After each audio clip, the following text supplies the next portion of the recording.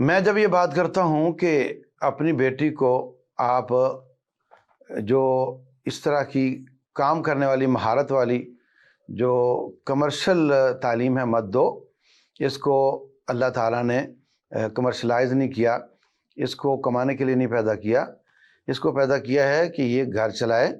ये आदम साज है। किसी ने कहा था अच्छी माँ दे दो, मैं अच्छा मुआशरा आपको देता हूँ। ये आदम साज हैं, इनकी ड्यूटी मर्द नहीं कर सकते, मर्दों की ड्यूटी किसी हद तक कर सकती हैं।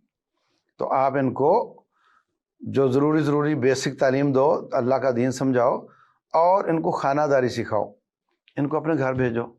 लेकिन हमारी ज़िद है, क्या आलम दीन, क्या दुनियादार, सब एक ही बात करते हैं कि जनाब ये तो उनका राइट है, मेरी बच्ची कह रही मैंने इंजीनियर बनना है तो उनको बनाना है मैंने। तो जब आप कमर्शियल किस्म की तालीमें उनको दोगे, जब आप भेड़ को भेड़ियों में छोड़ोगे, तो फिर आंसू गिराने की क्या ज़रूरत है। ये घर घर का मसला है। यहाँ शोर इसलिए हो रहा है कि वो ओपन हो गया केस, वरना हर यूनिवर्सिटी की सूरत हाल आप जाकर देख लो।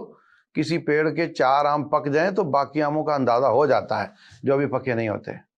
रसूलुल्लाह सल्लल्लाहु अलैहि वसल्लम ने इस औरत को, बल्कि रब्बुल जलाल ने भी इस औरत को कैसे प्रोटेक्ट किया है।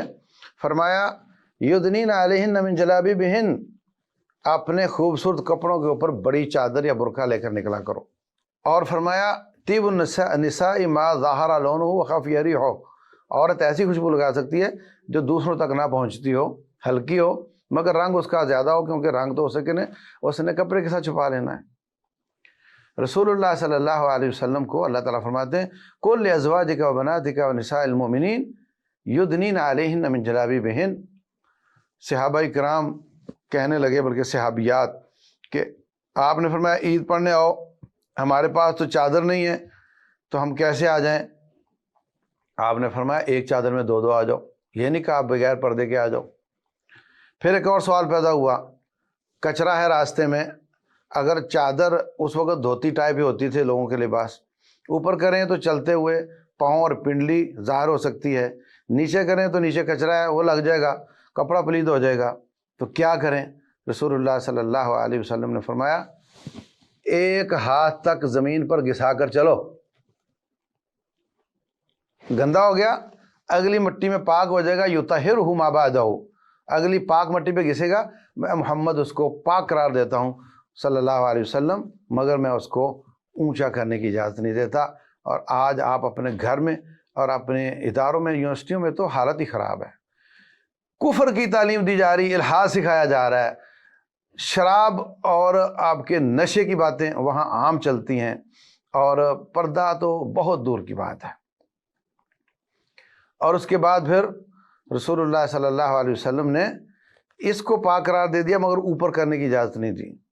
और फरमाया रब्बुल जलाल ने कि जब चलो तो ज़मीन पर ज़ोर से कदम ना मारो, वला यضربन बिअरजुलिहिन लियुअलम मा युख्फीन मिन ज़ीनतिहिन, कहीं आपके जिस्म पर लगे हुए ज़ेबर की आवाज़ किसी के कान में ना पड़ जाए।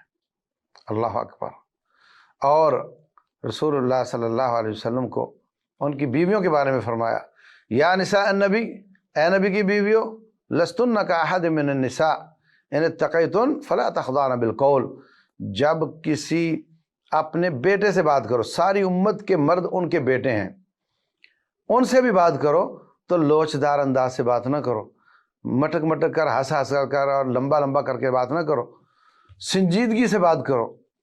फ़यत्मा अल्लज़ी फ़ी क़ल्बिही मरद, कि उसके दिल में, जिसके दिल में बीमारी है शहवत की, निफाक की, उसके दिल में तेरे बारे में तमा पैदा ना हो। वक़ुलना क़ौलन मअरूफ़ा, सीधी सीधी बात किया करो, 2 टोक बात किया करो, संजीदा बात किया करो। ये सब आयात और अहादीस मेरे रब ने बयान की हैं और तेरे रब ने बयान की हैं, जिसका तो कलमा पढ़ता है उस नबी सल्लल्लाहु अलैहि वसल्लम ने बयान की हैं। हम सब को वायलेट करके जब अपनी ज़िद पर आते हैं तो फिर ये उसके अल्टीमेट रिज़ल्ट हैं, इस पर हमें आंसू नहीं बहाने चाहिए।